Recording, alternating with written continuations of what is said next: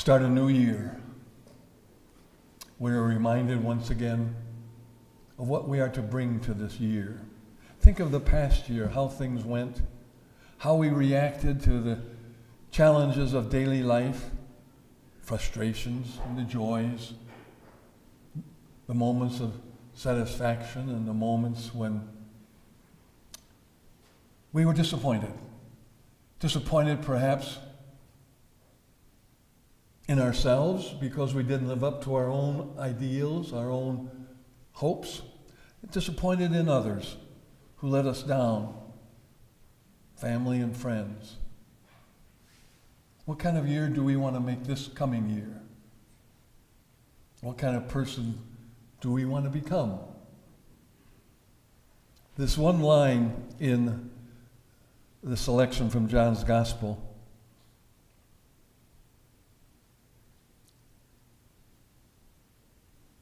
there is one among you whom you do not recognize. Maybe that is something we have to deal with. Someone who is irritating. Someone who is self-centered and frustrating. Someone who thinks the world revolves around herself or himself and is very judgmental.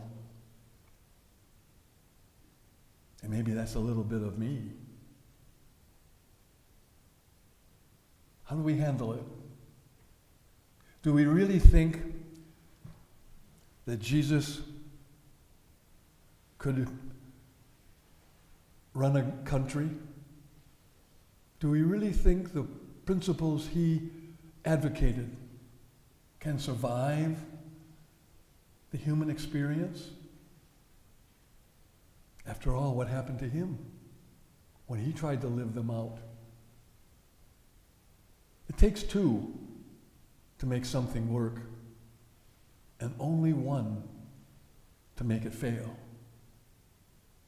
Whether that's a friendship, a marriage, or running a country. It takes everybody, and only a few to make it crashing down. So do we really think the principles of Jesus should govern our lives and our response to social problems? We should ask ourselves that from time to time, because too often we're satisfied with the solutions political parties advocate, and they're rarely founded on the gospel of Jesus Christ. Back after the Second World War, there was a political party in Italy called the Christian Democratic Party. It doesn't exist anymore. At least if it does, no one ever hears from it. It's hard to put the gospel values into practice, especially when it takes everybody to make it happen and just a few to bring it crashing down.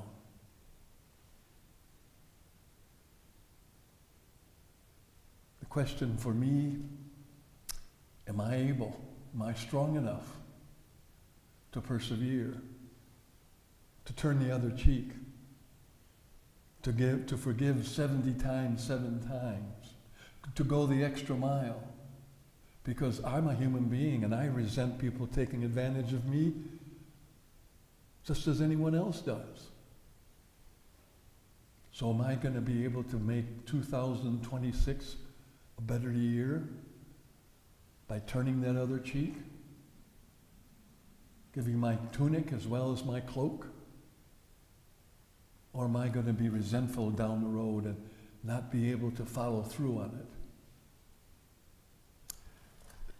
John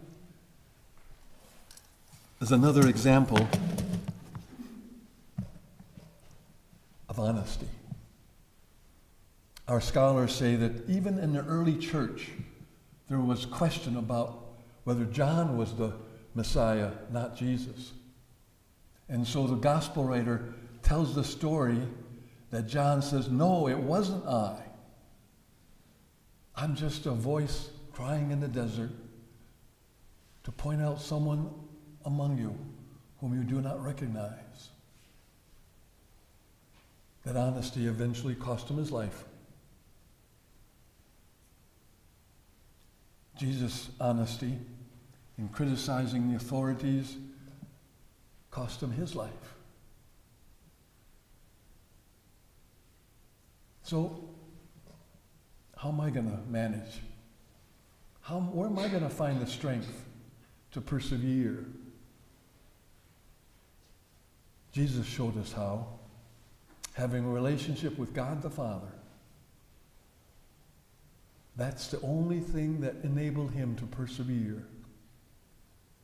A relationship with God the Father. He went aside to pray. And every time he prayed, he came back into his daily life strengthened. He prayed to the Father.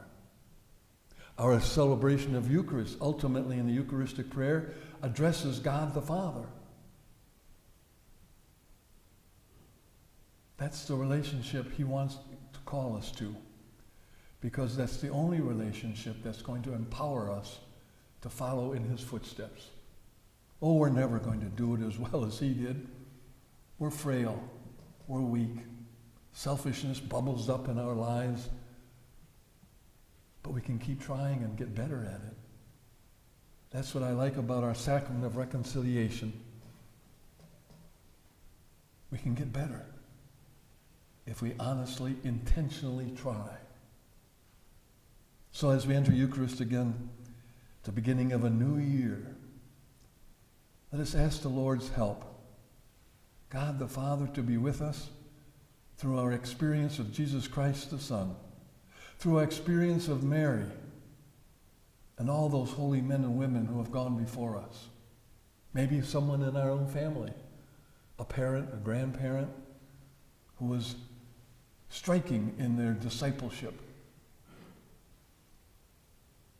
We need that support. We need that encouragement. We cannot do it alone. That's why Jesus went aside to pray. So are we. Let's invite the Father into our hearts a little bit more effectively and ask the Father to give us the courage to stand up and be a noticeable disciple of Jesus Christ.